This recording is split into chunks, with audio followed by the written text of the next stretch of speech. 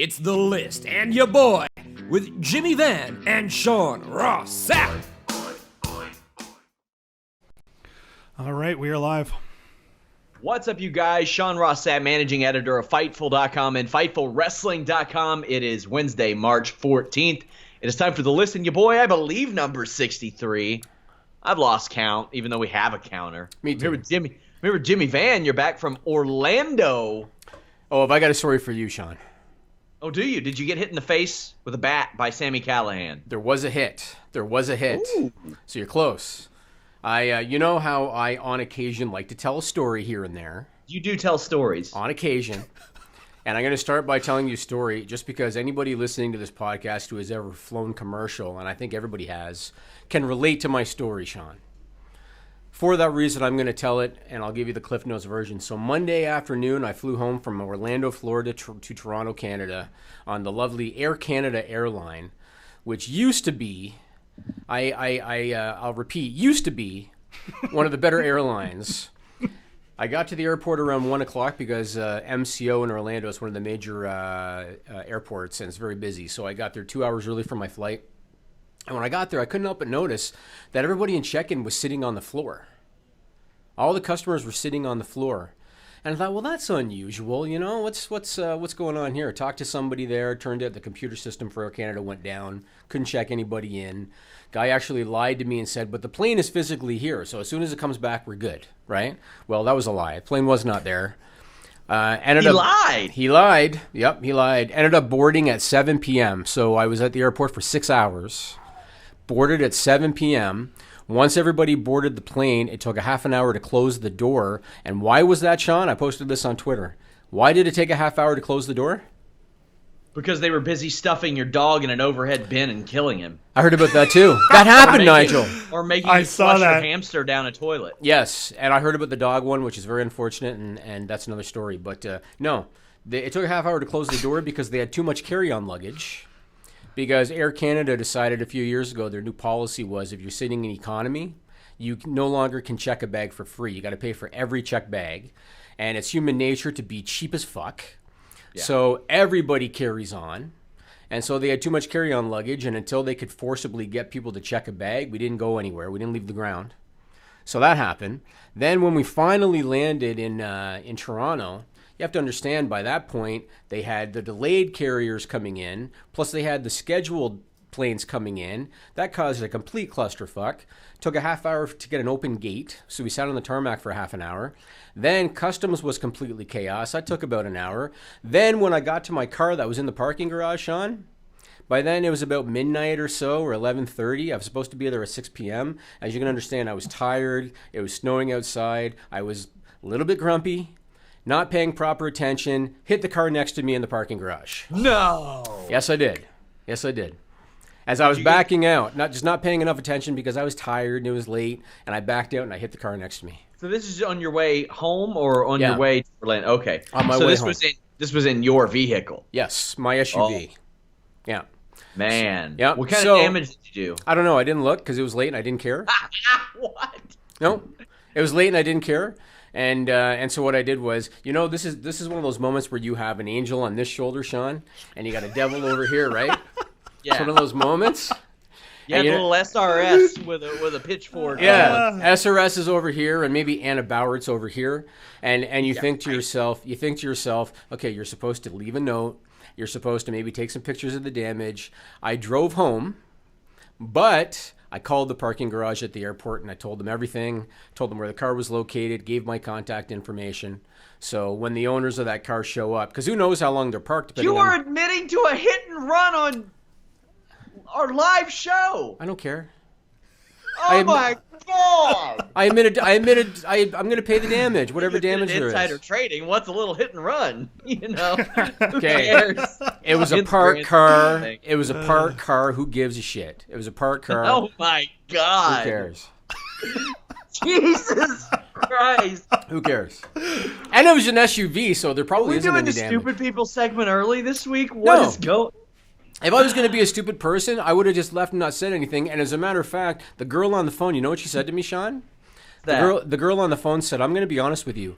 This is the first time that anybody has ever called and taken responsibility for hitting a car, because they have that happen every day, Sean. Sure. Right? Oh, man. And she said, this is the first time anybody has ever called and taken responsibility. And I said to her, you know what? I've been fortunate in my life. I've been blessed in business. And I really, truly believe, not that I'm going to get all sappy on you, Sean. I truly believe one of the reasons that I've been fortunate in business is because I believe in karma. And I believe that what you dish out, good or bad, is going to come back to you in kind. And so I try to do things the right way. So that's why I called the parking garage and gave my info. Sure. So there you go. That was my Monday, Sean. Kyler James, our social media manager, says, my dad got a DUI by hitting a parked car. Hey, I'll just say this. Kyler, all due respect to you, that's San Antonio. Yeah. Oh, there you go. That's San Antonio. You know what? If the cops want to come to my office and give me a breathalyzer, I'm 100% confident I'm going to pass. So go ahead. Man. All right? No, but that's what happened. So my Monday absolutely sucked ass. One of the worst Mondays of my life. It's funny, too, because I said to my wife that day, man, I'm going to be home at 6 p.m. For the first time in months, I'm going to be able to watch Raw live in its entirety. Didn't see shit, Sean. Damn, that was my Monday. Did you get to watch it at all? I saw some clips on YouTube, highlights. Yeah, that was it. So that happened. Now, I got a few things to share with you because I go to the U.S. a fair bit, and a couple fun things happened this particular trip. The first one I posted on Twitter. Let's see Chester there, Nigel. Okay. You've been to Orlando, Sean, correct? Yes. You ever been to a place called Gatorland? I almost did, but it rained the day I was supposed to go. Because remember, I was going to get you passes, right? Yeah. So Gatorland is a park close to where my in-laws live. It's an alligator park, and they've got other stuff there. And we go because my mother-in-law gets free passes, so we checked it out because I got little kids. Why not? This was a ginormous alligator. The picture should be on the screen for our video viewers. They call him Chester the Big Dog Eater. And credit to my wife, because I looked at this thing real quick. I looked at the sign, oh, Chester, that's nice. And I kept on walking. Credit to my wife who said, they call him the Big Dog Eater.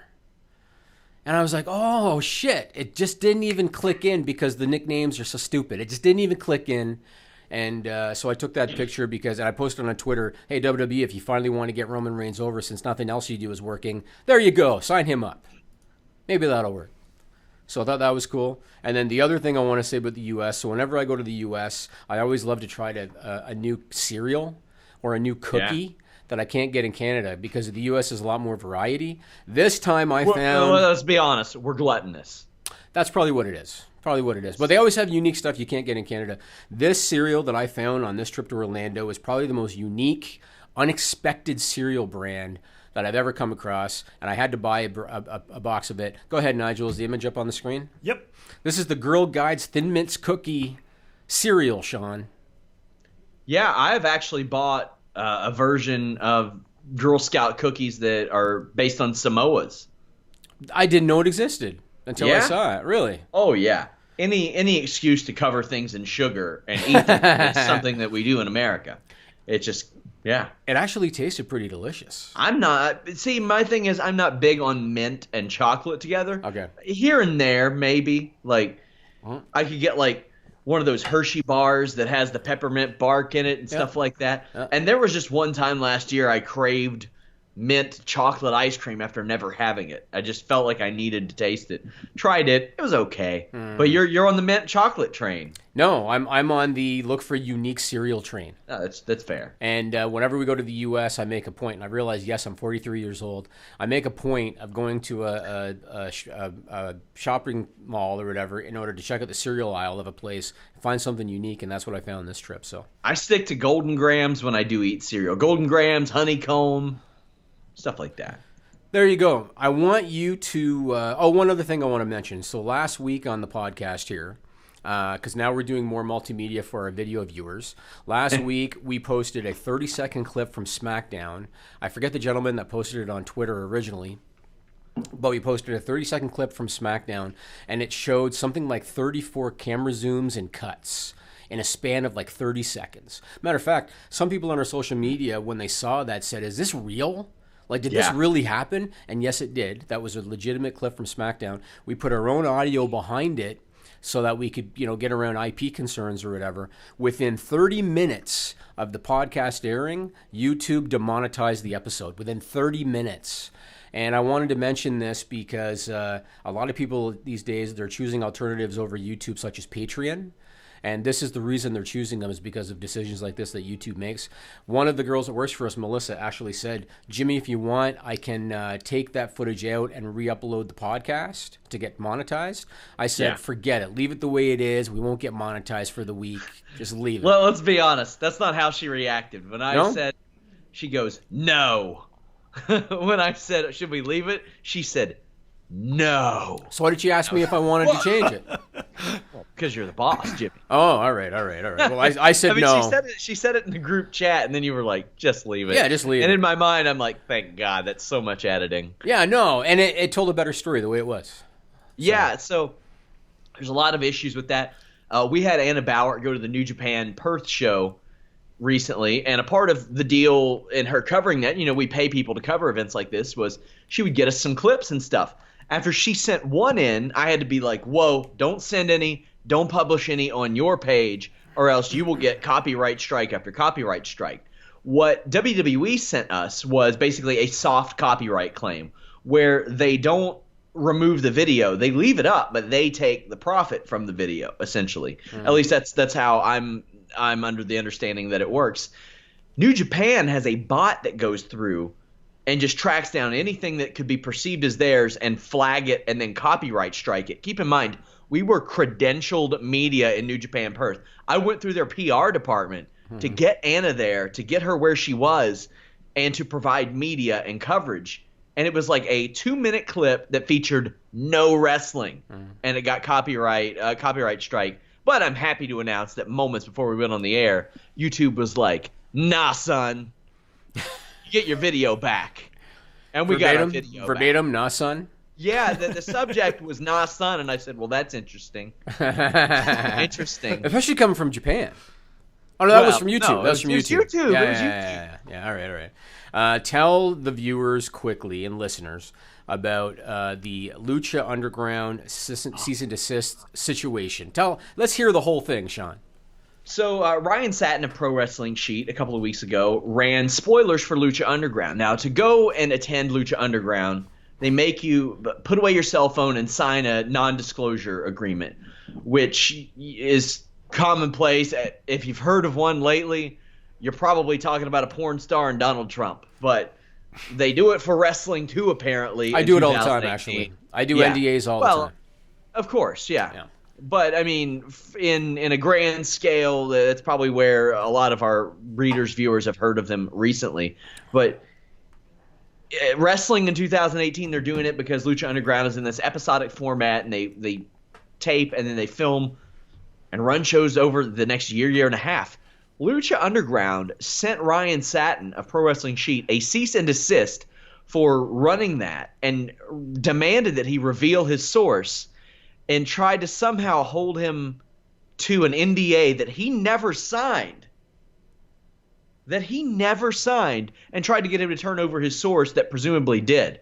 Well, I'm here to let you guys know that your boy has the next set of spoilers, and we're going to run them on Fightful.com because we don't give a shit. No. Tell the truth. I have the most powerful lawyer in the world, me personally. Yeah. And I don't care. The truth is, Sean said to me, "Can we run them?" I said, "Yes." He said, "What if we get a cease and desist?" I said, "I don't care." That's the truth. That's not necessarily the truth. That is the truth. I was sitting there saying, "Come get me at the 2323." Yeah. Nowhere to find me. Yeah. My office is off to the left as soon as you come in the door. There is a such thing as freedom of speech, and Ryan Satin did nothing wrong. If someone wants to give him information, that's on them, and I have no issue with this whatsoever. I have a very powerful legal firm, and if they want to send me cease and desist, by all means. Not only will I be happy to receive it, I'll frame it and put it on my wall. So it's all good. Would it be next to your Ed Nordholm picture? Where is that? Come on. Proudly displayed. Yeah, there it is right there, man. And boy, do we have to talk about Impact Wrestling later on because it looks like they're continuing to make brilliant decisions. But we'll talk about that a little bit later. Let's talk about the Fabulous Moolah controversy. Let's do it. I'm ready. I got to be honest with you, Sean. I don't understand how this is a controversy. Yeah, I do. Okay, let me explain myself. I understand her past. I understand it's, shall we say, checkered. I get that. I get that. The reason I don't understand how this is a controversy... Blood spattered is yeah, what it is. whoa, hold on. The reason that I don't understand how this is a controversy is how have we not learned by now how Vince McMahon is? Have we not seen this 100 times before? He rewrites history the way that he sees fit. He glorifies whoever he wants to glorify. He made an award after the Ultimate Warrior called the Warrior Award that wasn't even based on anything that the Warrior himself wanted for an award. And he named it after the Ultimate Warrior, even though the Ultimate Warrior had a massively checkered past and said a lot of controversial things. JBL, who's one of the biggest bullies in the history of the business, always gets opportunity after opportunity after opportunity and network special after network special because he's one of the notorious Vince McMahon ass kissers and laughs the loudest at every joke Vince ever says. So he gets every opportunity in the world. How is it this surprising to anybody that the Fabulous Moolah is getting a battle royal named after her? How is this controversial? Well, I'll break this down as best I can. The Warrior thing, I can at least believe that is some sort of sick final troll on Jim Hellwig by Vince McMahon to take a guy like the Warrior who hated gay people and hated Middle Eastern people and apparently, for some reason, hated paralyzed people and cancer patients and gave an award to cancer patients and paralyzed people that was named after him as a troll. I believe that. However, the Moolah thing, it seemed like they had taken a step back from that in recent years since the notes about her and her past emerged. And that being said, those notes are that she would keep a ton of the money, would basically pimp out wrestlers, send them off to be raped, things of that nature. Some really, really sick shit. She was essentially like, you could have named it the Charles Wright Battle Royal, and I would have had more respect for it because at least he was upfront about his character. And he let women stay on top of him for more than 2.9 seconds before he kicked out, for the love of God. Fabulous Moolah sucks. She was never good. She intentionally would train women poorly so they couldn't show her up and get better bookings than her. She was just miserable all around, just a horrible, horrible person. And social media wasn't around back then. Had social media been around as prevalently as it is now, 15 years ago, JBL would not be working for the company right now. There's no way. There are things I've been told off the record that would tell me he would never be there. I even joked. I was like, are they going to do the John Bradshaw Layfield ass soaping in the shower pageant at next year's WrestleMania? Because that's how I feel it's coming up. Moolah's, it's gross. And I think that Sherry would have been a better choice. And I had somebody say, oh, well, she thanked Moolah in her speech. Yeah, I don't give a shit. That bummer. But Sherry, despite the way that she died, a drug overdose, she didn't have those accusations hanging over her. She didn't have the accusations of pimping people out. Sherry was awesome. I told you, I spent a weekend with her. She was awesome. Not only that, former WWF Women's Champion, AWA Women's Champion, managed several wrestlers, was a part of her reaction in the Booker T, the infamous Booker T Hulk Hogan clip, was enough for me. The way that she reacted, and she had to calm Booker T down. Yeah, and pat him on the shoulder, like, that's a pro. She's like, you got to calm yourself down. Let Stevie Ray get through this. It should have been her. I saw a lot of people saying it should be named after China. Couldn't disagree more. China, no, she didn't want to work with women. She didn't want to sell for women. Not only that, I don't care if China was a porn star. Make your money how you want in that regard. But when you film a scene that has a Vince McMahon character and a Stephanie McMahon character, and there is incest in that scene, and you're out there doing a bunch of sex scenes with WWE's IP, I get the feeling, maybe they don't want to do a battle royal after you. How many times did you watch that movie for journalistic research purposes? We were sent review copies. The company sent us review copies, and I was like, and we like did the sarcastic review of it. Now, that being said, with all that, Sarcastic review, Nigel. It was a it's still, sarcastic review. hey, listen. It was still nowhere near as funny as the Tammy Sitch one, and that didn't have any, like, there was no comedy intended in that one. Yeah. But it's neither here nor there. It shouldn't be after China. It sure as hell shouldn't be after Moolah. I get it. They did the Mae Young Classic. Yeah. But my Mae Young, with all due respect to Mae Young really had no career of any prominence except for the Attitude Era stuff. And with the Fabulous Moolah, I think a lot of today's fans only know her for the Attitude Era stuff when she was a senior citizen taking bumps at the hands of the Dudleys and Jeff Jarrett.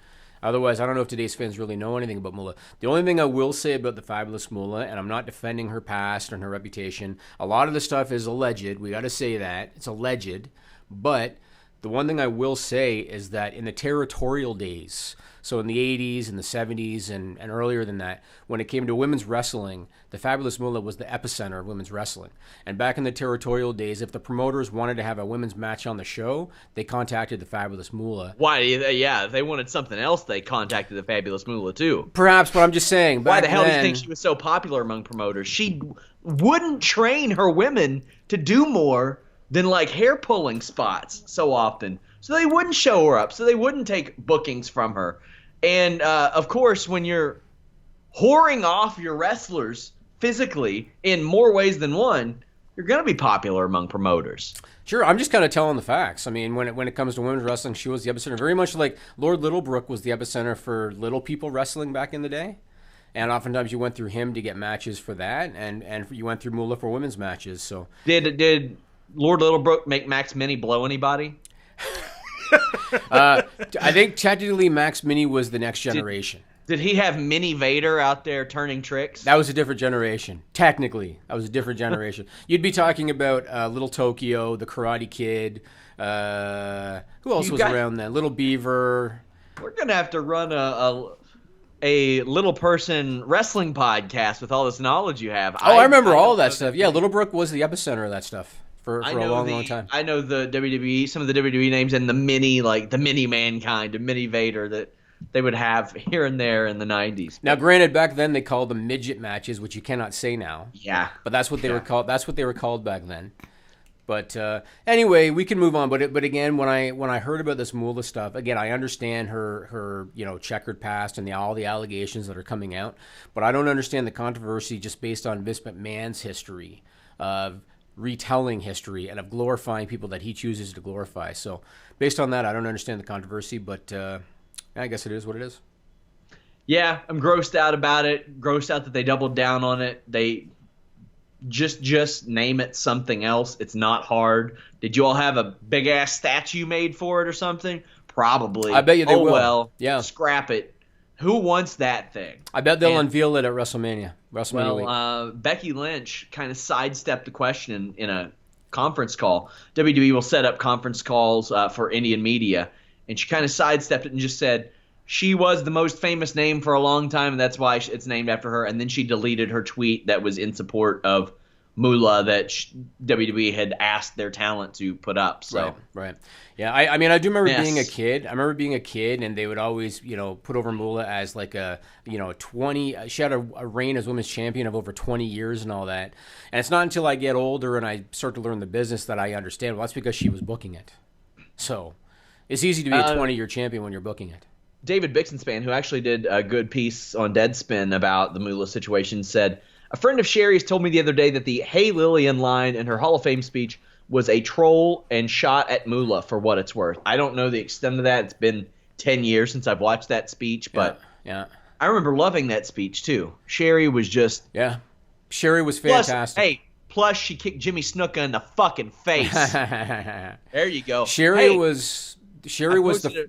Sorry, I was just going to say, Sherry was the first example of meeting somebody in person, like meeting a wrestling star in person, and going in with a certain expectation, because I had always heard that she was really tough and that she was old school and all that. And I came away from that weekend thinking she was the biggest sweetheart in the business, because she was awesome. Yeah, and Jeff Jarrett earned that Hall of Fame ring by cracking Moolah over the head with a guitar. So you're really anti-Moolah today, aren't you? Yeah, I am. I am anti-sex trafficking. You'd be shocked to believe. I guess you learn something new every day about your employees. I mean, I kind of look at it like it'd be better if she was around to defend herself, I suppose. These are all allegations. I'm not saying they're not true. Yeah. But, again, whatever. They're allegations from 30 years ago.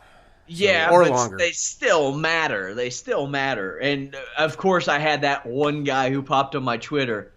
Hate these SJWs. I'm like, she pimped people. Sex trafficking. That's not red or blue. Come on now. There's no donkeys or elephants in this situation. We're going to move on and talk about Ronda Rousey before the first clip. So, Ronda Rousey wasn't on Raw Monday night. WWE.com had claimed she was going to be on every Raw through WrestleMania. As it turned out, Pro Wrestling Sheet reports that it was false advertising, essentially, that she was never scheduled to be on Raw this week. She was in Pittsburgh. Had people at the show, backstage, wrestlers saying, "Where's Ronda?" To me. Really? Yes, they didn't know. They didn't know. They didn't know. All right, well, apparently she was never scheduled to be there because she was in Pittsburgh doing medical testing. But she is scheduled to be at the rest of the Raws, the remaining Raws between now and Mania. The way I look at it, not being on Raw every week is not the end of the world. You look at how they keep Brock special by not having him on Raw every week. They don't need to have Ronda on Raw every week. It keeps her looking like a special talent, so I had no issue with it. They did a video package anyway, so I felt like they really weren't missing anything by her not being there. I would have just had her come out for the live crowd since you've announced that, because the card subject to change, they went really, really overboard with that the last few weeks with live viewers, because no Brock, no Ronda. If I am a paying customer there and I wanted to go there to see them, right? I mean, we talk about the crossover. There might be people who had never checked out a WWE show before say, Ronda's there? Yep. I'll check it out. It's true. And then she's not there. Then she's not there. Yep. Yeah, I had somebody texting me from backstage saying, "Where's Ronda?" And I'm like, "I don't know. Isn't she there?" And they just said, "Nope." I said, "Okay." Hot dog. Reached out to WWE for comment. They said nothing. Yeah, they still haven't said anything official. I know that the article on WWE.com saying she was going to be at every Raw, they very quietly took that down. Yes, they did. So I think maybe somebody screwed up because, again, she was never scheduled for Detroit. Somebody might have screwed up. And it's funny because right before it had been announced that Ronda was going to be on all these shows, I had reached out to several wrestlers and backstage employees and people like that and said, "How do people feel about Ronda? How is she taking to everything?" They said that she is really liked, really popular backstage. So is Travis Brown. And then I asked most of those same people again when it was announced that she would be on every Raw, and they said, "Well, that's definitely a shot in the arm and a positive for her reputation." Mm-hmm. And then she wasn't on the show, so I'm going to reach out and ask some people how they feel about that as well, if that changes anything. Our own James Lynch talked to several UFC fighters about how they feel about Ronda Rousey moving to wrestling, and I'll tell you, the perception has changed among MMA fighters and pro wrestling since I've started covering pro wrestling and MMA. It's just such a major shift, and take a listen to how some UFC fighters are looking at this. Best of luck to her. That's all I'll say is she's doing what she do, and I never knock nobody's hustle. So best of luck to her. I'm not a huge wrestling guy, so I mean I don't really have much to say about it really. Coming from an Olympic background, you would want to see, a little bit more of that competitive fire, just to say if you are gonna go out on your shield, you can go out a little bit, you can go out a little bit better than that. But I mean, hey, I ain't gonna tell nobody how to live their life. She living her life. She happy doing what she do. And I wish all the power to her. It might have been a couple. She was. I mean, Misha Tate hates her obviously. Misha's one of my very good friends, but I don't have no hate for the woman. So, best of luck to her. A lot of people probably give Ronda shit, or some people, I don't know. She's probably gotten some shit from somebody, but they're dumb, She's taking an opportunity, and, good for her. If I was Ronda Rousey, I don't give up, and I try to back to the gym and train more and try to improve and back to UFC. But I think maybe she little give up, and I think it's right decision. If she don't feel like she want to fight more and fight again in UFC, so why not make good money also in the wrestling, it was cool to support her in her new venture in her career. She's a pioneer of the sport, and I feel like I was a small part of her new chapter. Just like I feel like I was a small part of it, being there and being somebody that got to throw on a rowdy Ronda Rousey shirt and cheer for her from the crowd. The only thing I needed was a couple beers, but I was in camp, so I couldn't get as rowdy as I wanted to. No pun intended. I saw her, make her appearance the other day, and that was pretty cool. I was like, oh, that's awesome for her. So, maybe I will pay a little bit more attention to it as she, she gets in there and gains the WWE fan base. And, I'm interested to see how that plays out for her. I think it's good for her, I'd rather see her do something that's like active versus like just sitting on the sideline and not doing anything. Because at the end of the day, she's still an athlete. And athletes, how they are. You can't sit them and be like, yeah, take this desk job, because they ain't going to do that. You know what I mean? It's just not mentally healthy for them. So I'm glad she's doing something. Man, I am so into it right now. My kids, man, they saw it one day on TV, and they started watching it. So now they're WWE fans, and then they saw Ronda, and then that was it.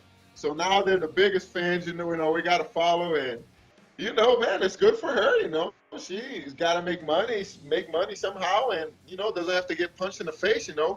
It's tough too, man. Those guys, you got to practice a lot for that. And my kids see it. They're fans of it. I got to watch it, and I support her, man. She's got to do what she's got to do. Well, we know she's good at entertaining and entertainment industry. We know she wasn't the best fighter, but hey, she was entertaining. Fighting wasn't for her. Maybe it could be, it couldn't be, but clearly it's not for her. So hey, she ran with the entertainment industry, and clearly she's good at that, and that's how she made her name. So I'm all on board with her doing what she's got to do. That's a smart move for her. People are so quick to forget how great Ronda was, how much of a pioneer she is in the game. I mean, you think about from Dana going, there will never be women in the UFC, to then having her do what she did. And, women's MMA is the level is rising up so fast now. It's rising up so fast to the point where it's like, eventually, the men is rising up as well, but they're rising up faster than the men's MMA did from 1993. And yeah, the game kind of, I think, not left her behind, but just evolved faster because of her, coaching staff. But going to the WWE, I think it's great. I think, power to her. Enjoy yourself. Fucking get that money. And fuck everybody else. Do you. Are we back? Yeah, we're back. Yeah, this guy's like, fucking get that money and fuck everybody else. Just... So, Israel Adesanya is he's a big wrestling fan, obviously. Made an impressive UFC debut recently. He was definitely rather outspoken in a positive manner towards Rousey's WWE run. And in a negative manner towards everybody else, but in a positive manner towards Ronda Rousey. I want to ask a question to Nigel. Sure. So, Nigel, let's say that you were a upper card talent in WWE. Okay. And you had main event potential.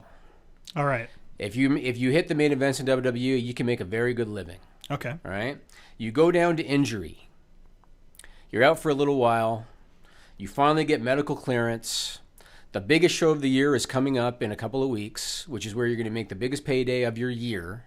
Right. And you decide about a week, 3 weeks before the biggest show, you decide, I'm going to get drunk, get behind the wheel of a car. How wise of a decision do you think that would be? I mean, I was with you right there until the end, and then, Do you want me to coin a term for this? What's that? Call that Hardy-esque. Hardy-esque, yes. Yeah. Yes. Now, see, usually Jeff waits until his run is over. Right. Then he's like, give me the shit. You know what I mean?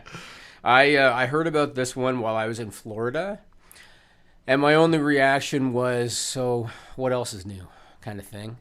And that's unfortunate because you look at a guy like Jeff Hardy, it's clear to Vince McMahon, because again, everything is about Vince McMahon, and it's clear to Vince McMahon that Jeff Hardy is the star of that brother team. Doesn't matter that they're doing Broken Matt and that they're doing Ultimate Deletion and they're doing all this stuff. To Vince McMahon, Jeff Hardy is the star of that team. That means that when he's cleared to return, he's the one that's going to get singles opportunities. He's the one that's going to get a chance for main events. It's Jeff Hardy that's going to get that. So what does he do when he finally gets clearance and he's got the biggest show of the year, 3 weeks to go? He gets a DWI in North Carolina. Shit. What an idiot. There's no other way to put it. And granted, WWE does not have anything in their wellness policy about DWI. We know that Jey Uso was arrested for DWI, I think, in January. He never got any kind of WWE punishment out of that. WWE released a statement saying Jeff Hardy is responsible for his own personal actions. We're investigating the matter and awaiting information from local law enforcement officials. So it's possible nothing's going to come out of it. But he already had a reputation. He did a little bit of jail time. I think it was 2011 for cocaine possession. He's only a year back in the company, less than a year back in the company, coming back from medical leave, and now he has a DW. It's just so stupid. It's so stupid. And if anything, if he still now gets elevated to the main events, what does that say about the way that you treat your talent, the way that you handle your talent's actions outside the ring? I saw somebody say it wasn't Jeff, it was Itchweed or Will-O-the-Wisp. Right, or Neo. Sons of bitches. Or Neo, yeah. Yeah, what else can I say? It's dumb. And stupid. It's dumb on WWE's part to not have a policy for this, too, because you shouldn't be just letting your talent get behind the wheels of cars messed up, drunk, fucked up. Yeah. I'm going to circle back here to a topic we were just talking about because I just got an email. Uh-huh. And it says, the subject is infringement. And it says, hello, this YouTube channel violates your copyright laws. I clicked the link, and some Russian YouTube channel has one of our MMA Pros Picks videos with a different thumbnail uploaded. 23,000 views. My response you is Russian leave it there. Fucks. So help me God, I will come over there and break my foot off in your bot asses. Yeah, I was going to say that 23,000 views, you're not going to get any revenue out of that. But whatever. Get a little bit out of it. Not much. It's probably all Russian traffic. You're lucky if you get a quarter of a cent per. I don't care. They're gonna get a quarter of my foot. That's what they're getting. So let me ask you this, Sean. You know how we've talked in the past, or at least I've talked in the past, about how to me the WWE Hall of Fame is just a marketing ploy, and how WWE uses this to get mainstream attention, my opinion, and they use it as a moneymaker, and it means a lot to some of the talent. Doesn't mean... No, you never said that. Oh, no, I've never said that. Never said that. I compiled something this morning, and I just want to run this by you. So when Goldberg, when it was announced he was going into the Hall of Fame, WWE let ESPN break the story. And they made a point of saying, as broken by ESPN this morning, when the Dudley Boys, when their announcement was done, it was done by CBS Sports. When Jeff Jarrett's announcement was done, it was done by NBC Sports. When Ivory's was done, it was done by ESPNW, which is the women's version of ESPN. When Hillbilly Jim's was done, it was done by Bleacher Report.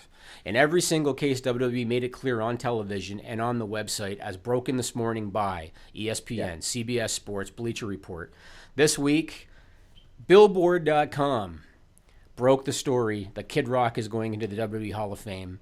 How telling is it as to Vince McMahon's true motives for the WWE Hall of Fame when every single inductee going in had it broken by a different mainstream news outlet this year? How clear is that? And Brad Shepard reported, I think 80% of these names in December. Right. And he's a wrestling guy, so that's not who really broke them. And I've been lucky enough to not have them do that with any of my stories, because if they did, I would probably throw a fucking fit. I was gonna say, if they did, you would do nothing. And I would throw a fit. I would throw a goddamn fit. You'd shake your fist on the podcast. Yeah, you damn right I would. Kind of like the Simpsons episode. Russian pieces of shit. You know the Simpsons episode when they stole the lemons from Shelbyville? And the father says to his son, "Shake it more, boy. Yes, shake your fist more." Because that's literally all that you could do. But to me... training, I'd have the shake weight here ready. I'd be preparing for Wednesday. No, I'd hit up their PR department and I'd say, "The fuck?" It's so clear, though, that this whole thing is about getting mainstream attention. When you look at that list of how every single talent, they gave the story to a different news outlet, all 7 of them. It's so obvious this is a mainstream marketing ploy. And so I just, because I heard about the Kid Rock thing and I heard as broken by Billboard.com, and that made me go back and look, who broke all the other ones? And everyone was a different outlet. So it's very clear what they're doing. We've seen their attitude towards wrestling journalism and how they prefer to do things. And I had that big thread about how they prefer to feed interviews to certain people or certain markets. If you're a wrestling journalist in India, you might get some interviews. You might get on a call because they want that area really bad. Yep. In America, they know that everybody, like all the free sites, have to cover almost everything because that's the only chance they get to have those articles up there. Right. You posted something on Twitter this week. And this is a quote from you. There could be 19 title holders in WWE shortly after WrestleMania across 4 brands. How do you feel about that? And this was on the heels of NXT announcing the introduction of the North American Championship. And then there are rumors that there's going to be Cruiserweight Tag Team Champions. There are rumors that there's going to be Women's Tag Team Champions in WWE. But the North American title is official. What do you think about now, when you say the 4 brands, you mean Raw, SmackDown, NXT, and 205 Live. What do you think that there are now, with the North American title, 19 different title holders across the 4 brands? Well, it makes me think if they do women's tag belts, those better be floating titles. And I mean floating NXT, SmackDown, Raw. Like, good God, you can't just have those on every single brand. The NXT North American Championship, I think is funny because, EC3 is still on Impact Wrestling, and he's doing the Feast or Fired deal, and they're like, what kind of briefcase will he get? And I'm thinking, probably the one with an NXT North American Championship match in it. Like, that's probably the one he's getting. They have the United Kingdom title, NXT Tag title, NXT Women, NXT Championship, SmackDown and Raw Tag titles, US, SmackDown and Raw Women's Championship, the WWE Championship, Intercontinental, Cruiserweight, Universal, and as you mentioned, they're talking about bringing Cruiserweight tags in. I don't like the idea of a Cruiserweight tag title because I'll tell you a little bit of what I've heard about 205 Live in a minute, but New Japan is at the point where for the last year or so people have been, I say people, but a lot of people have been saying, just combine the divisions. Right. Because they have, you want to talk about way too many titles. New Japan has way too many titles. And the Young Bucks are leaving the division. They're heavyweights now. What are you going to do? What's going to anchor that division? Just put them in there. The Styles Clash is good. That is, I'd like to see Hideo Itami and Akira Tozawa take on Luke Gallows and Carl Anderson. I want to see that match. I don't want to see the same sets style of people all the time, and same styles all the time. Yeah.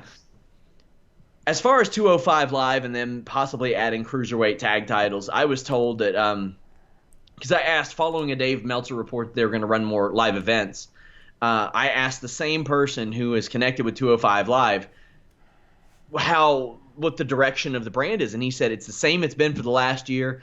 They're trying really, really, really hard to build it and put marquee names in there, but people keep fucking up. People keep messing up. They would have had Neville, Aries, Swan, and Enzo on that brand right now if they had their way. And they said they've tried to separate it and make it more of the internet's show. And it's catching some buzz. I see people talking about it saying it's the best wrestling show the WWE has, and it is. It's really, really good. But they are all in on it, and I was told that we should look for them to bring up more names to that roster very soon. When I look at all those titles, I think about pro boxing. And you could even say MMA now, too, because UFC keeps on creating titles in UFC. Yeah. It's been proven through the numbers. You look at box office numbers, you look at television ratings, it's been proven. What draws in boxing is not title matches. What draws in boxing is marquee matchups. And the same thing with the UFC. What draws in the UFC is not title matches. What draws in the UFC is marquee matchups. Wrestling's no different. What draws in WWE now is marquee matchups. That's the reason why AJ Styles versus Shinsuke Nakamura, which is for the WWE title, and which 15 years ago would have far and away been the main event, WrestleMania 34, it's going to be number 3 or 4 on the card in terms of marquee value, and that's because it's going to, take second place, or it's going to take back burner status over the marquee matchups. Ronda Rousey's match is going to go above it. Cena Taker's going to go above it. And probably Roman Reigns is going to go above it, even though the WWE title is supposed to be the marquee title in the company. So I agree with you. I think there's too many titles. The titles don't really mean anything anymore. The fans have been trained to not care about the titles, and it's overkill. There's no need for all of it.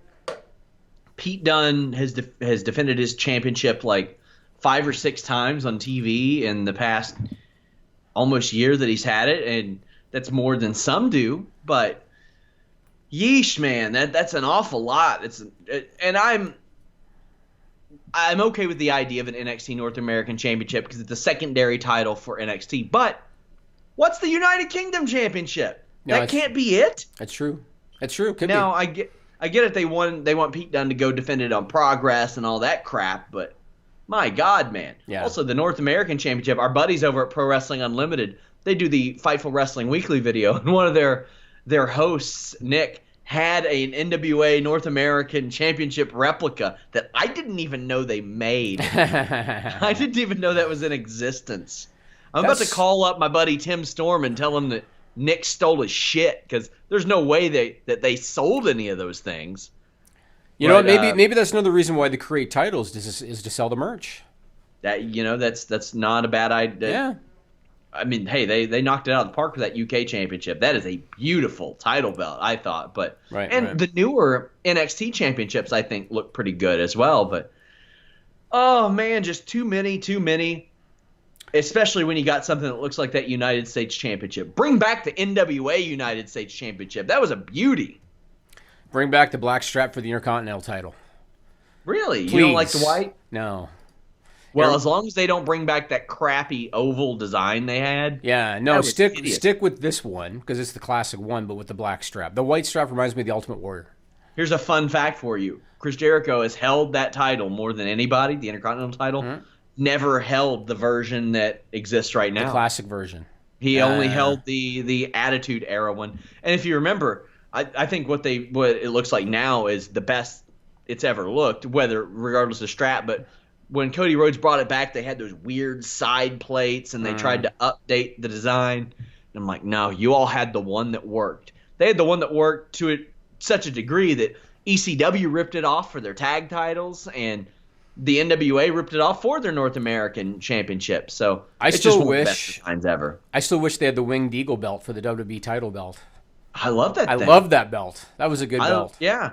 I thought that TNA had a great-looking championship in like 2007, 2008-ish. I think it was the one that Kurt Angle won after they stripped the NWA stuff all from it. Then they switched to that ugly-ass, just big TNA. Yeah. Oh, because they tried to be like WWE and they wanted to brand it and all that stuff. But really? They tried to be like WWE? Man, that's a shocker. Wow. I was actually I had planned to interview the guy from Wildcat Belts, and I will still, because I want to talk to him. He creates a lot of the belts for people these days. And I want like the Whereas Championship. Let's see. He created this sucker right here. Do you ever defend that, you lazy part-timer? Well, I told you if I did defend it, I guarantee you I'd win every time. I think that if you and Luke defended them against Melissa and Lindsay, they're going to win. You think so?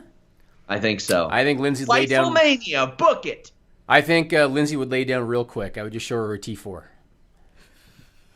They don't. I don't think they have T4s in the U.S. Do they? No. Oh, it's like the tax. We have T2 Judgment Day.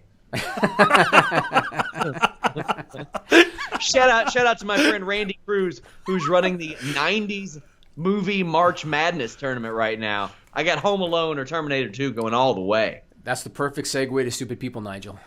Yeah, there we go. This is a stupid song, it just goes on and on. You might find some meaning, but you would be wrong. All right, thanks to TrevorStrong.org for the usage of the song.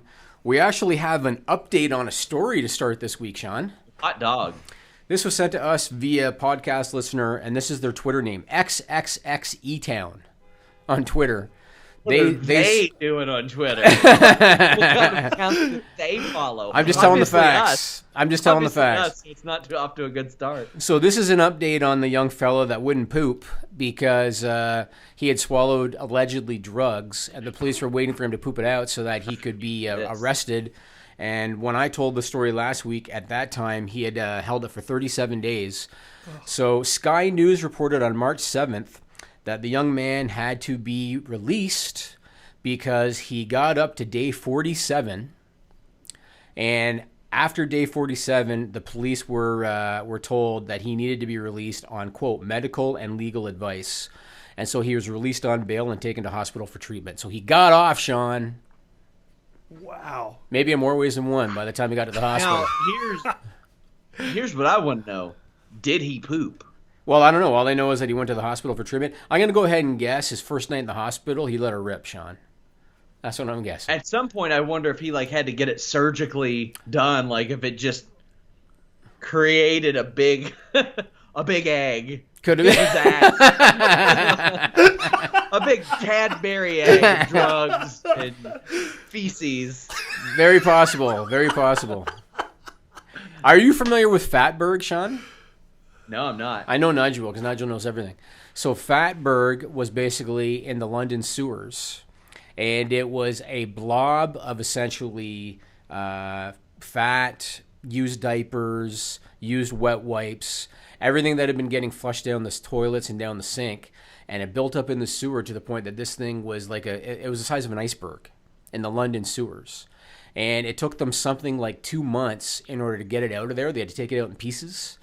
And it took something like 2 months because it clogged up the sewers. And they actually kept a chunk of it in a museum in London for people to look at. They called it Fatberg. This dude would have shitberg up his ass after 47 days. You know? Man, that is just painful. Painful to even think about. Like I said last week, we can't go 47 days without talking about shitting. No, on we can't. This show that runs once a week for 90 minutes. Well, we talk about it every week, for sure. Every week. It's an important topic. It is. Let's this first story, Nigel, put up the leg. Sure. So this was reported by the Washington Post on March 13th. People are so sweet. So a 28-year-old man in India had to have his leg amputated after a car accident. 2 nurses and 2 doctors tended to him in the hospital, and they decided that they needed to prop up his head. Well, he was laying on a stretcher. They needed to prop up his head, and I guess there was no pillow handy, so they propped up his head with his own severed leg. And we have a picture of it. And what ended up happening was the man's relatives went to the hospital to visit him, saw him laying on a stretcher with his own amputated leg being used as a pillow, took pictures and video of it, told the local news outlets. Word got back to the hospital, and those 2 doctors and those two nurses were suspended. Oh, yeah, you have to. Can you believe that? How does that happen? That is gruesome. Yeah. Vince McMahon's about to name a battle royal after those doctors. Yeah. Like, my God. Or maybe after the leg. The disrespect. It's insane. Yeah, it's insane. But they actually did it. This Abused. next one. Now, it could be argued that this next one could be part of the Sean Ross Sapp file for different reasons. It could be argued.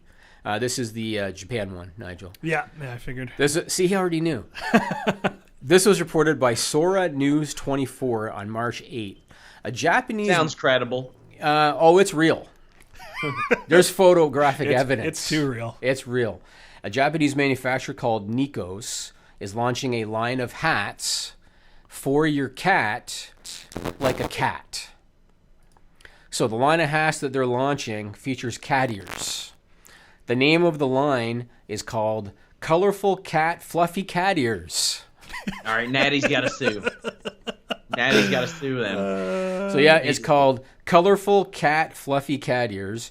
Keep it simple. They have such official color names as lemon yellow, scarlet, and violet, and it is essentially a cat hat for your cat to look like a cat. Which cat did you find the cutest of those that were on there? I'm going with the gray in the top right. They had a whole bunch. I don't recall which is which because they were just all stupid. But that happened. I thought of you immediately, and I thought there's a perfect gift idea for Sean Ross They're Sapp right there. super cheap too. You know? Oh, of course they're super cheap. Yeah. It's a Japanese manufacturer. Yes. So there you go. This last one, Sean, you're gonna like this because this ties into what we've talked about recently. So you're gonna like this. So this was published by the Dallas Observer on March 7. This is not a stupid person story so much as it's a stupid topic story. But it still matches the Sean Ross Sapp file. And I'm going to explain what I'm talking about. So you, over the last few weeks, have been talking about wrestling journalism. And you've been talking about the hardships of wrestling journalism, right? When it comes especially to dealing with WWE. There's a writer for the Dallas Observer by the name of Jim Schutz. He's been a journalist for 46 years. And he wrote an article for the Dallas Observer talking about the evolution of journalism and how newspaper subscriptions have dried up and everybody's going online and the money that you make as a journalist is gone down the toilet. Then, in a very sarcastic way, because clearly he's a little bitter, in a sarcastic way, he talked about a story that was in the Dallas Morning News on March 5th, and the headline of that story, and this is a direct quote, "Where does our poop and pee go in Dallas? Curious Texas investigates."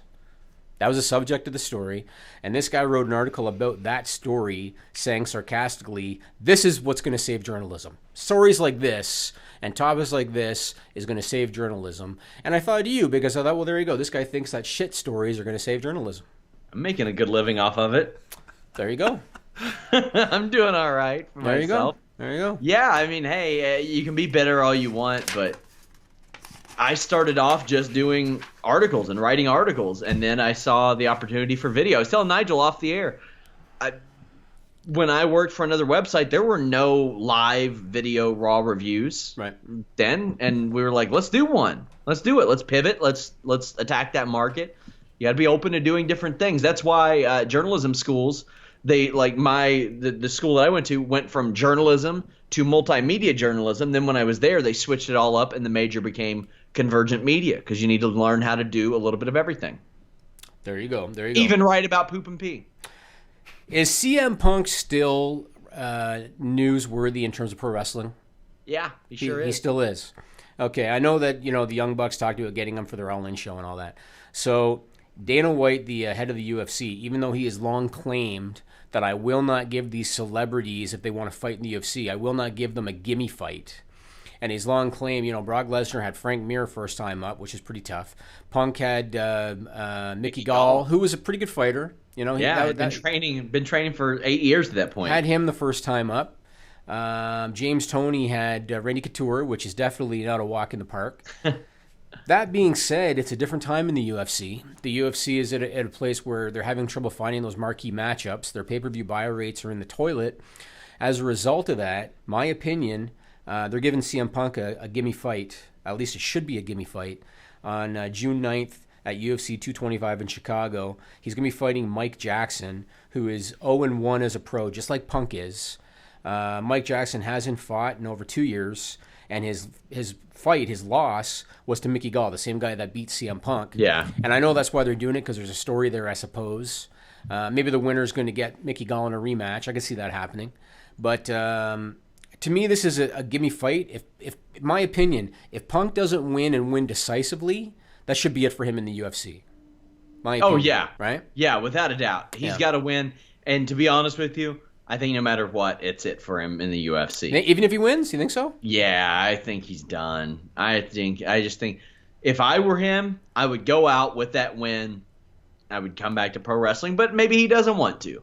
If he doesn't want to and he's that thrifty with his money, which apparently he is. I'm told that he spends his money very, very well or safely and has plenty saved. However, WWE lawsuit, I know they're really going after Colt Cabana and they're causing him some issues. So you never know what will make you need money. I mean, the All-In show is a car ride for him, man. I'm just saying, And it's, what are your thoughts on them doing the weekend ordeal where it's like a whole weekend thing? They're running like a podcast convention there. To me, with all due respect to them, and I think it's smart of them to do it, I think it's a way for them to get people that are covering them to pay them. That's exactly why they're doing it. Yeah. And I mean, good for them if they're going to do it. Sure. Every one of those podcasts is going to plug this every show. Yep. That's why they're doing it. Because, I mean, it's a part of their investment, too. They're investing in the show, in themselves, and in All In, which I think that's a slippery slope. Like, will I go there and cover it? I might go there and cover it. Mm-hmm. It's my birthday weekend. We'll see how that goes. But as far as setting up a booth and all that stuff, I think that's a slippery slope when I'm a wrestling journalist. Yeah. And I'm investing in a wrestling show, essentially. Conflict of interest. Because that's what that is. Yeah. It's a big conflict of interest. Yeah. However, when you've got some shows that aren't really worried about that, I mean, not every show is a journalistic has somebody that's a journalist on it. Have at it, man.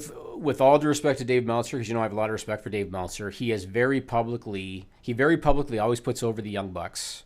Yeah. He very publicly always puts over those guys. And it's because they're big fans of his. They named a move after him. And so everything they do is 6-star or 7-star or 12-star, 83-star. Yeah. And he doesn't really hide it. And, whatever. Let me ask you this question. What the hell's going on with Austin Aries? Man, he's everywhere, isn't he? Is he done with Impact Wrestling? No, he's not. Sure. He's got the free agent deal. He can do what he wants. He's their world champion right now. Okay, let me ask you this question, and I'm putting my business hat on for a second with this. I understand the benefit to Impact for him to show up on the Ring of Honor 16th anniversary show. For Impact, that's a benefit because Impact is the little bottom feeder promotion right now. Ring of Honor is higher up on the totem pole. They have more exposure. They have a bigger fan base. So you're hoping that your champion, bigger backing too. You're hoping that your champion can grab some of those fans and bring them to Impact Wrestling. So for Impact, it makes sense. And maybe this is another example of them being lenient with their talent, like we've seen where they're letting guys keep the IP and all that. That's fine. If you're Ring of Honor, what is the benefit unless he's no longer with Impact and he just took the belt with them, because I could see him doing it, and he signed a contract with Ring of Honor? Unless that has happened, if you're Ring of Honor, what is the benefit of having this guy on your show who's going to take whatever rub he gets off your show and bring it to another show? What's the benefit? Having a guy who was on a WrestleMania show last year in a title match being on your... I thought they were going to run it Supercard of Honor. I thought that was going to be the night they did it, but apparently they have Kenny King versus Silas Young booked. If I were them, I'd be putting Austin Aries, Impact champion, in a TV match, a TV title match on that show. But it's just another marquee name for them, at least at that level. He's not the level of marquee that he ever was in the years before, but he's a hell of a name and he can wrestle. So that's really the benefit. And if they're okay with it, I would trust their judgment a little bit. Impact is just like, do whatever we can to bring in somebody. That's what it is for them, yeah. You want the rights to your name? Take it. Whatever. Have it. Just come here. I mean, he had the belt with him. Now they never referred to him as the Impact champion, but he had the belt with him. He had several with him. He did because he's doing the Ultimo Dragon gimmick. So he's got all the belts that he's won. I get that, but I just look at it again. If I'm Joe Koff, the CEO of Ring of Honor, Austin Aries isn't on my show unless you sign a contract with me. That's what I would do, because you're investing time and money into him, having him on your television, and he's then going to take that and he's going to translate it over to Impact. There's no benefit. So I wouldn't have him on the show unless he signs a contract. Yeah, and it's funny because you'll hear from Taya in a bit. I don't want to segue in there yet, but I talked to Taya about this partnership between Lucha Underground and Impact because a couple years ago, if you remember, it wasn't all thumbs up and sunshine and lollipops between Impact and Lucha Underground. In fact, Kenny King fell victim to all this because when he was a part of that hot BDC angle that they were doing back then, one of the rare hot angles that Impact had, it got scrapped because Hernandez appeared on Impact in that angle without getting clearance from Lucha Underground from his contract, and they had to scrap all that footage. Right. And then they lost like a good portion of their roster because of it. So the fact that Impact has worked to repair some of the bridges that were burned before then, they want to build that New Japan bridge too. You better believe they do. That's another reason it's good Don Callis is there. But the way that they treated Okada and the way that they changed a New Japan title without telling New Japan, that's not good for business. And I think that Don Callis and Scott D'Amore are just trying to build goodwill. I get their perspective. I don't understand Ring of Honor's perspective. Yeah. I'm with you. Yeah. But I think it's just a marquee name for maybe one show. I haven't heard the contract status of Austin Aries. I'm working to find out. But if it's for one show, sure. He wasn't at the TV tapings, so yeah, exactly. Yeah. Which is puzzling. A little bit. Like, I mean, was he just there and he wasn't? Hey, go out. He wasn't there? You? Oh, you mean at the pay-per-view? Yeah, maybe. Hey, go out there and point at the title. Okay. Whatever. Yeah, maybe. That was Vegas, wasn't it? Yeah. Where does he live? Where does he live? I don't know. Okay. So you've been talking for a few weeks about how the bar needed challengers for WrestleMania. I'm putting you over here, Sean. You've been talking how the bar needs challengers for WrestleMania. and you suggested that Braun Strowman was either going to try to challenge them by himself, or he was going to grab Elias and say, hey, I need a partner, and you're my partner kind of thing. That was your suggestion. On Raw this week, they had a tag team battle royal to earn the right to challenge the bar at WrestleMania. And what happens? Braun Strowman won it by himself. Sean, are you on the creative team of WWE Raw? Yeah, they wish. They wish. That's basically what you suggested. Jeff Hawkins mentioned it last week, too, and I just thought that was the best idea. If it makes the tag title match, it doesn't make it a marquee match, yes, but it makes it more of one. Yes, it does. Because you have such a big star in it in Braun Strowman. True. And Elias is ridiculously over. I don't know if that's the route they'll go, but if they do, I'm sure that will be entertaining as all hell. I can imagine them doing the little musical segments where Elias is on the just picture this. Picture this. Elias is sitting on a stool with his guitar. Braun standing, beside him with the double bass over his shoulder. And Elias is like strumming the guitar and kind of looking up at Braun, like he could hit me anytime he wants kind of thing. I think that would be grossly entertaining. If the headshots weren't illegal, I would love a concerto with the double bass and the guitar. And just the double bass engulfs the guitar. That'd be great. It would be awesome. Yeah, so maybe they're going to go in that direction. I think they can do some really entertaining stuff, and Sheamus has I would argue that Sheamus has only been better once in his career, and that's when he was as a badass heel that didn't make jokes. But other than that, I think this is the best run of Sheamus's career on screen. And I will give them credit, Sheamus and Cesaro. They've done a lot to solidify themselves as a team with the same gear and the same mannerisms and everything. And you can tell that they're good buddies in real life, and that's all good. Problem is, I'm getting bored of the bar because it's the same thing every week. Even though, again, they've tried really hard to be a fluid tag team, it's just the same stuff every week. I don't know. When all the teams beat them up and Kurt Angle was like, yeah, well, you shouldn't have pissed them off, I was on the bar side. I'm like, they just want some competition. Right. That's it. Well, they're going to get it. What's so wrong with that? Yeah, they are. And I agree with you about the marquee value because before Monday night, I didn't care about what the bar was doing at WrestleMania. Now I'm intrigued by what they're going to be doing at WrestleMania. And it's all because of Braun Strowman. So I think that'll be interesting. I want to read you a quote because I damn well disagree with this quote, Sean. And we'll see what you think. This was on the March 3 edition of a radio show called All Things Wrestling. It's on Player FM. And this is a quote by Dolph Ziggler, who was a guest on that radio show. Quote, okay. I'm not looking to prove anything. I just do what I do, and I watch everyone try to keep up with me. I could have been phoning it in for the last 5 years, and no one would have known, and that sucks, but it's true. All due respect to Dolph Ziggler, I have a lot of respect for pro wrestlers and the schedule they keep and the damage they do to their bodies. That is an absolute fallacy. You've been phoning it in. You've been phoning it in for several years. You haven't changed anything about what you do. If anything, you have morphed more and more into Shawn Michaels, who is your idol. And all you've done is emulated him. You haven't really changed anything. So I think you have been phoning it in probably for the last 5 years. And to claim that you could have been but haven't and no one can keep up with me, it's just all bullshit. Yeah.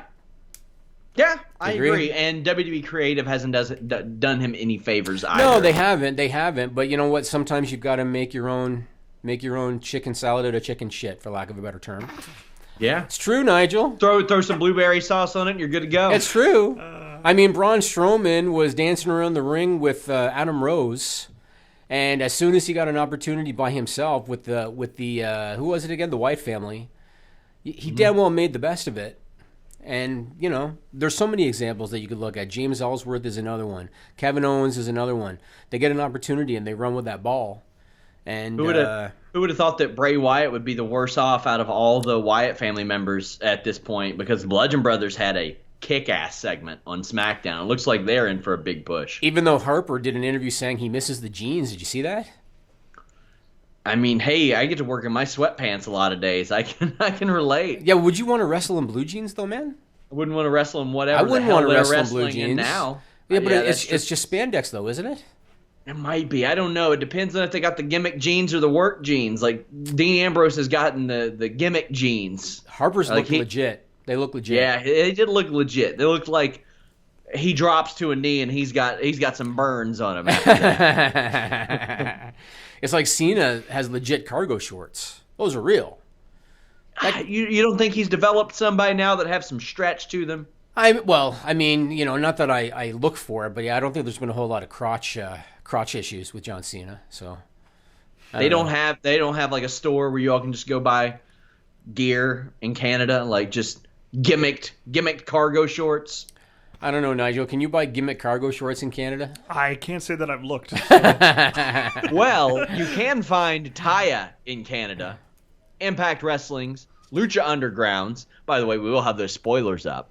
Take a listen to Taya talking about the Impact Wrestling Lucha Underground partnership.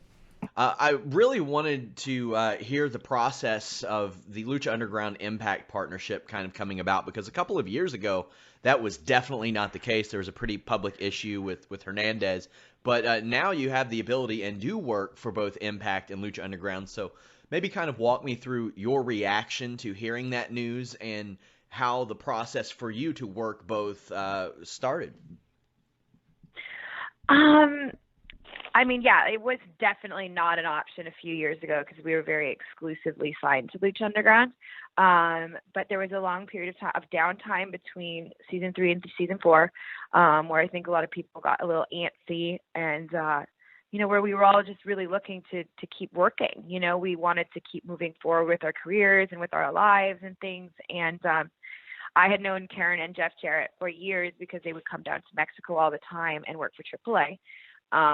And they had always asked me to come and work for Impact, and I just didn't have the opportunity to. So when they asked me and John again, and all of a sudden when we asked if we could go do this, the answer wasn't no anymore. It was just like this crazy moment. You're like, oh my gosh, this is really going to happen.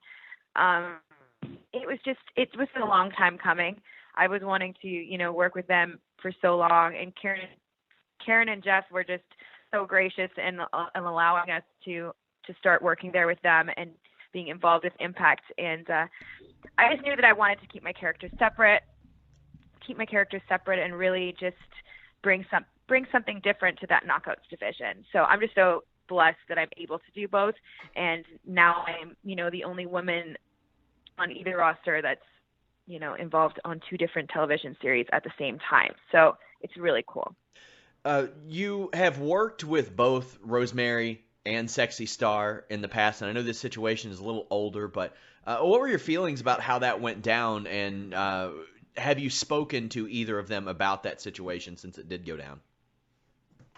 Yeah, this happened last August. Mm-hmm. I think I've been I said what I had to say when it first happened. I had worked with, wrestled with Rosemary about 2 weeks before that went down. And that was my first experience with her in a ring, and she's nothing but class. And so when that happened, I was like I've said, I was just really disappointed.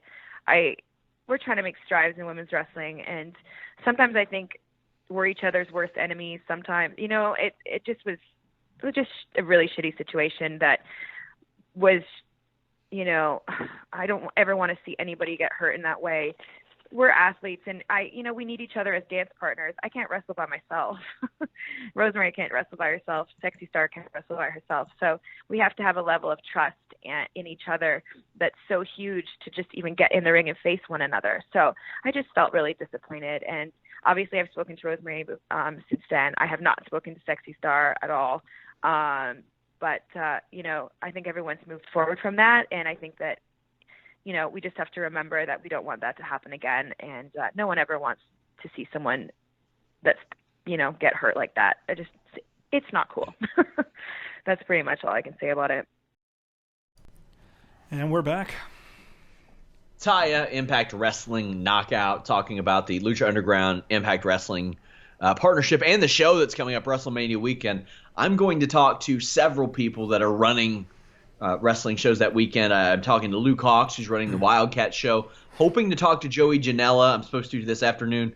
And if the man will ever schedule anything with me, Matt Riddle, hit him up on Twitter. Say, hey, guys. Or just say, hey, Matt. Hey, bro. Get your shit straight. If you want, I can hit him up. He responds to me pretty good. Oh, he responds to me. It just takes him 4 days. Then if I take a day to reply to him, He's like, like, "What's up, bro?" Great delayed response, bro. And I'm like, oh, okay. I want to talk about a story that actually came out a week ago, but we ran out of time last week, so we never talked about it. PW Insider reported, again, about a week ago, that Alberto Del Rio was at WWE headquarters filming footage for some upcoming network specials, and that while he was there, he met with Vince McMahon. So Alberto was one of these guys that still would go directly to Vince as opposed to Hunter. A lot of the newer talent now, like Sasha Banks, will go right to Hunter and doesn't even have a relationship with Vince. Well, Alberto doesn't like Hunter. No, but he's still an older school guy and has that mentality. And I mean, if it was me, I'd go to Vince too, quite frankly. And so he goes to Vince. The point is that he met with Vince McMahon while he was there. You look at Alberto Del Rio, he looks like a champion. He carries himself, on television or, in his element, carries himself as a champion. We know that he's outside the ring a suspect. Do you think that Vince McMahon, because again, Vince's decision making these days is a little bit do you think that he would bring Alberto Del Rio back knowing his history, knowing that Paige is on the Raw brand? Do you think there's any chance he'd bring him back? Yeah, I do think there's a chance, but and I hate that this is the way that Vince McMahon thinks, but you know how he is. He's got to have his Hispanic star. That guy is Andrade Cien Almas. That being said, you can have more than one, but then again, it's the way that Vince thinks, is that you particularly have one. Like back in the day, it was Eddie Guerrero, and Ray got like a smaller push, but... Don't forget Tito Santana from a place that doesn't exist called Tacoma, Mexico. Yeah, but... Yeah, I think he would, but I wouldn't. I wouldn't either. It. I wouldn't Not either. at this point. It's gone wrong multiple times. I agree. And it is too bad because he really does look like a champion. And when he's out there, especially his first run with the Cars and with Ricardo Rodriguez, he looked like a champion. He carried himself like a champion. He was believable at the top of the card. But I think there's too much baggage. I wouldn't bring him back either. But that happened. They had a meeting, so I guess we'll see. One more thing before we get to some listener stuff here. Are you ready to see some commercials where Bayley says stuff like, "This is unhuggin' believable"? Are you ready for some commercials where Roman Reigns says, "I'd rather just hug it out"? Are you ready for stuff like that? You have any idea what I'm talking about? I've spent my entire life preparing myself for this moment. Do you know what I'm talking about? I do not. So for the third year in a row, and again, this came out last week, but I just didn't have time to get to it. For the third year in a row, they announced that they're doing a WrestleMania tie-in with Snickers. And that made me go back and look at some of the spots that they did previously. And don't forget, this is the same company that had Ric Flair dress up as Colonel Sanders. They had Dolph Ziggler wrestle a match as Colonel Sanders. They had Shawn Michaels dress up as Colonel Sanders. They had a Battle Royal to promote the Royal Rumble where everybody dressed up as Colonel Sanders.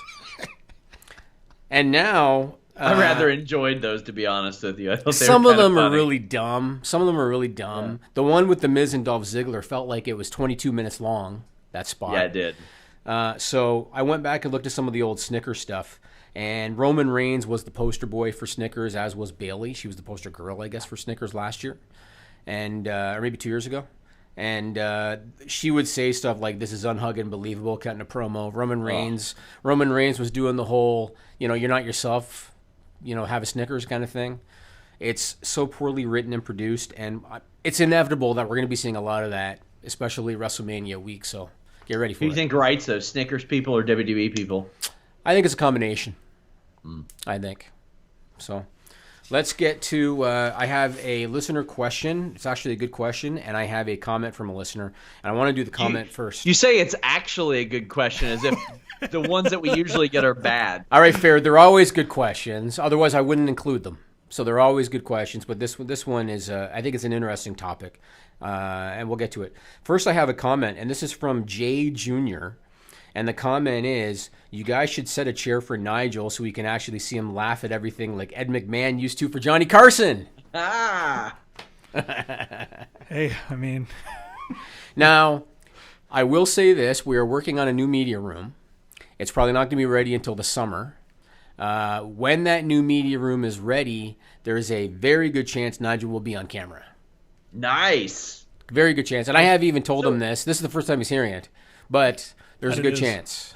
There's a good chance. So where is this media room, just for me, geographically in the office? I can't comment on that. Why can't you comment on it? Because let's just say that I haven't put pen to paper yet, and so nobody in here knows. Okay. So you'll know soon. Matter of fact, I'm signing probably by the end of the day.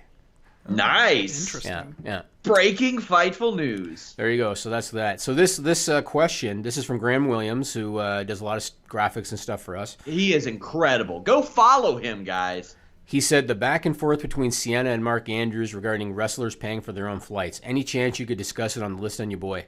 So let me first explain to people that don't know. So Sienna wrestles for Impact Wrestling. Mark Andrews is a cruiserweight, works for 205 Live and WWE's UK roster. He's on that roster.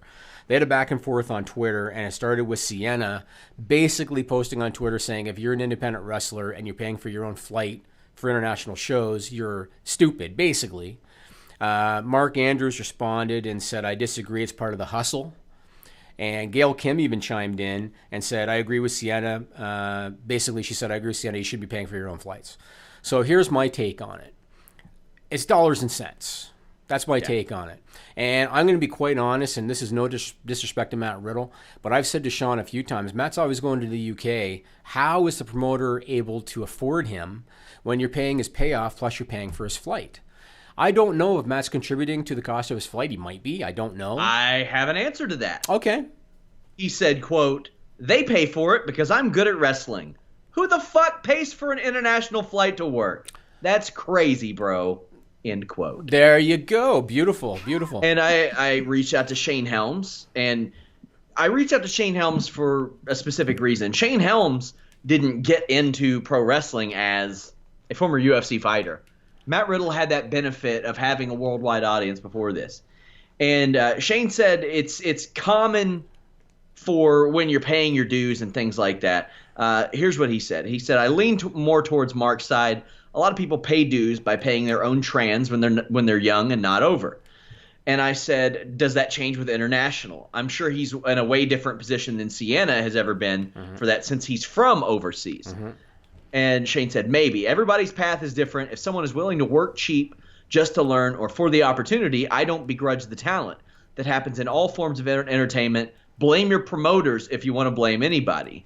And I mentioned that about how he came up, and he said, yeah, times are different now. Nobody was flying your ass when I came up. That shit was ultra rare. And I mean, I can't remember if in the early 90s tickets were more expensive or less expensive. I just remember there being like some sort of drastic difference, me hearing about that. Do you know anything about that? They have discount airlines now, and a lot of them, I mean, there's one called Air Canada Rouge, and quite frankly, the reason that it's a discount airline is because they use old planes. Yeah. That's what they do. They use older planes that they would probably otherwise not use at all, and they just call it Air Canada Rouge, a discount airline. The way I look at it is, to me, it's strictly dollars and cents, and I look at it like the promoter's got to make money.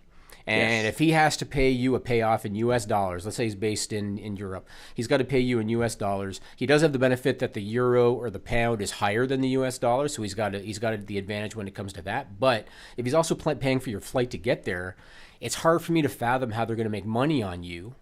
But that being said, let's say that you're a talent and you're from wherever, you're from the Midwest U.S., and you're trying to make a name for yourself, and you've only done shows in front of 50 people, and a big promotion like IPW in Europe that can draw 1,000 people offers you the opportunity to do a show, but they need you to contribute to trans or take a lower payoff because it doesn't fit their budgets. If you're that indie talent, you're going to consider it, because that's an opportunity to get in front of more eyeballs, and they have online. They have an online presence too. And so I look at it like it is part of the hustle. And with all due respect to Sienna, she probably hasn't had to pay her dues the way that some other people have. And so she wouldn't really know the difference. That's the kind of the world we live in. Gail Kim came up at a time when it was kind of a different world too. She mostly did shows in the U.S. and Canada. You mostly drove from destination to destination. In Gail Kim's day, there wasn't a lot of flying to international shows until she made it to WWE and to Impact Wrestling. So she's never really been in that situation either. But, well, Sienna did pay her dues. She worked for WSU and AIW, and she worked the Indies for a long time before she even got to Impact as their newest monster. And really, she's been the longest term one that they had. Jessica Havoc washed out and Awesome Kong washed out, and she's worked in that role and shown a little more versatility. Some of her in-ring work I'm iffy on, but has she done much international?